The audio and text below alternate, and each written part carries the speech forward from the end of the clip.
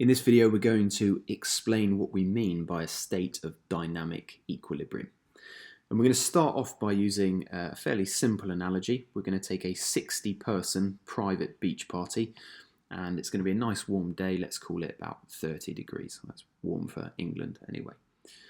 So where is everyone in this beach party? Well, at the beginning of my beach party, all 60 people who have just arrived and been let in, they're all hanging out on the beach. And because it's a warm day, we're going to state the following. We're going to state that every 10 minutes, there's a 50% chance that someone on the beach is going to get into the sea, and a 25% chance that somebody's going to go from the sea back onto the beach. And you'll notice those percentages aren't exactly the same as each other. Why not? Well, in this case, it's quite a warm day, so people are probably more likely to want to get into the sea than get out of it. So what's going to happen? Well, after the first 10 minutes, 50% of people on the beach are going to get into the sea. So that's going to be 30 people getting into the sea. And at this stage, there's no one in the sea. So actually 25% of no one is zero. So nobody's going to get out of the sea. So let's move our 30 people over into the sea. Then 10 minutes later, same thing happens again. This time 50% of people on my beach, that's going to be 15 people, they're going to get into the sea, and 25% of people in the sea are going to get out, so it's going to be approximately 6 or 7 people are going to get out. Now this process is going to keep happening. I'm going to see slowly the number of people in the sea increasing and the number of people on the beach decreasing until I reach a particular position which looks something like this. So why is this particular point in time so relevant? Well, at this moment where I've got 20 people on my beach and 40 people in my sea, every 10 minutes, 50% of people on the beach, so that's going to be 10 people, are going to get into the sea, and 25% of people in the sea are going to get out. 25% of 40 happens to also be 10. So at this moment in time, 10 people are getting into the sea, 10 people are getting out of the sea, and we've reached a point of dynamic equilibrium. And what do we mean by dynamic equilibrium? Well, first of all, it's dynamic, so things are continuing to change. Every 10 minutes, people are getting out of the sea or into the sea, so we consider that process dynamic. What does this mean at this particular point of dynamic equilibrium? Well, as we've just calculated, the number of people moving in either direction are actually the same at this point. So the rate of the forward process is exactly the same as the rate of the reverse process. And what's the consequence of that? Well, that basically means that the number of people on the beach, which is 20, is going to stay the same, and the number of people in the sea, which is 40, is also going to stay the same. So the amounts of people in both locations remains constant from this point onwards. And if I was actually looking at this in photos, if I took a photo every 10 minutes, I would actually find that the photos look identical because the number of people in each location is remaining constant. So there'd be no visible changes if I was taking pictures. And it's worth noting here that this is going to remain true as long as I have the same total number of people. And this is a nice exclusive beach party which only takes 60 people. So we can call that a closed system. No people are coming in, no people are leaving my beach party. So let's take a slightly different variation of this. On this occasion, let's go back to the beginning and start with 60 people in the sea and nobody on the beach and see what happens. Well, 50% of people on the beach will get into the sea, but there's nobody on the beach, so no one's getting in the sea at this stage. And 25% of people in the sea are going to get out. So 25 is going to be approximately, what's that, 15? Oh, not that. Let's try that again. There's my 15 people. They're going to get out. After 10 more minutes, 50% of people in the beach are going to get into the water. So it's going to be approximately 6 or 7, assuming I can't chop people in half. And 25% of people in the sea are going to get out. What's that going to be? It's going to be like 11 or 12 approximately. They're going to get out. And this process is going to continue. And what we find is that it will continue until we reach exactly the same position of dynamic equilibrium as we did before. At this point, we've got 20 people in the beach, 40 people in the sea. And why is that relevant? Well, that means that 10 people are getting into the sea and 10 people are getting out of the sea every 10 minutes. So again, we reach that state of dynamic equilibrium. And it's worth noting here, we mentioned at the beginning we've got a temperature of 30 degrees, quite a nice warm day. And actually, if that stays the same, then the percentages stay the same of the changes occurring. So we reach exactly the same position of equilibrium. If I increase the temperature of my beach party, say it was an even hotter day, maybe 40 degrees, then I might expect more people to get into the sea. So maybe that top percentage will go up and the percentage of people getting out of the sea might go down.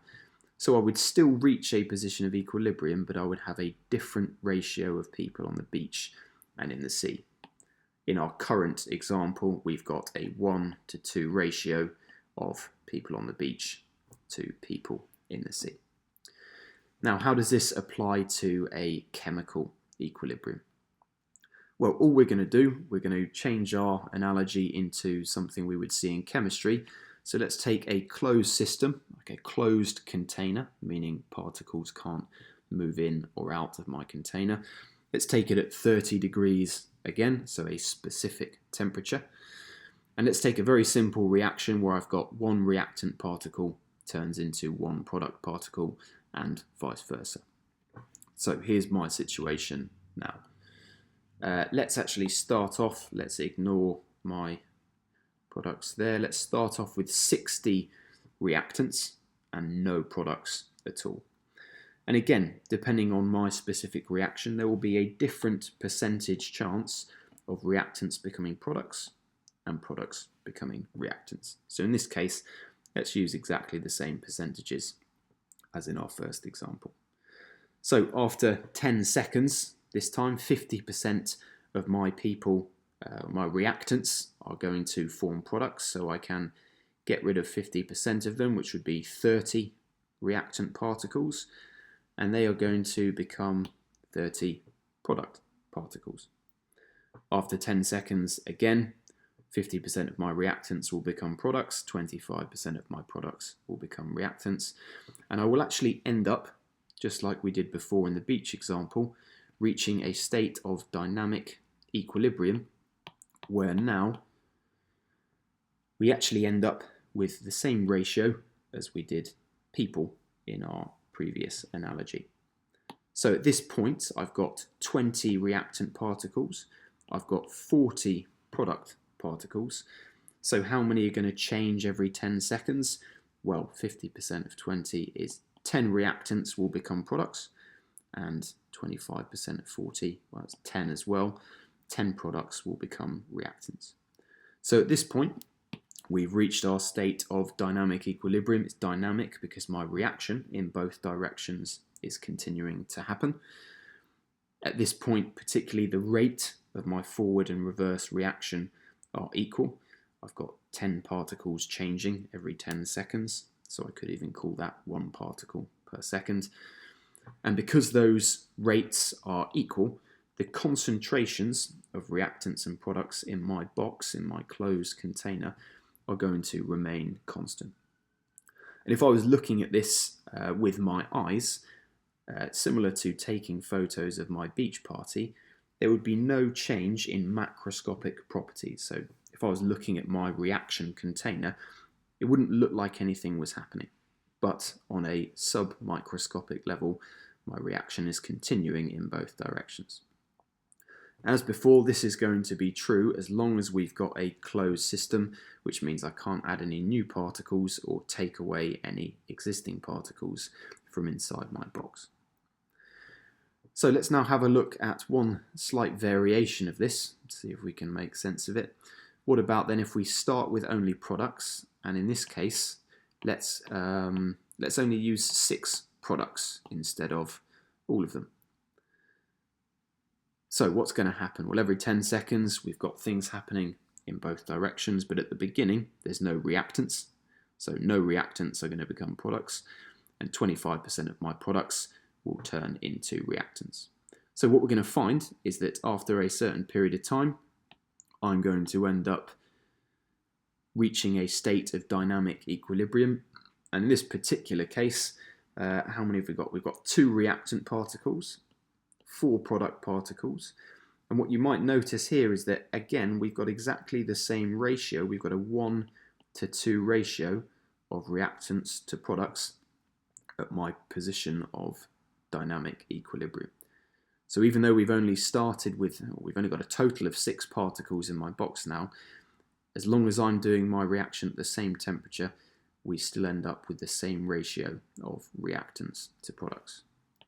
And that's important because if I change the temperature, well, equilibrium is going to be temperature dependent. If I change the temperature, then these percentages are going to change. So when I reach equilibrium, which I will do eventually, I'm going to have a different ratio of reactants to products. So that's pretty much it for dynamic equilibrium. The key point here is that when we reach that state of dynamic equilibrium, the rate of the forward and reverse reaction are identical. Hopefully, this video was of some help.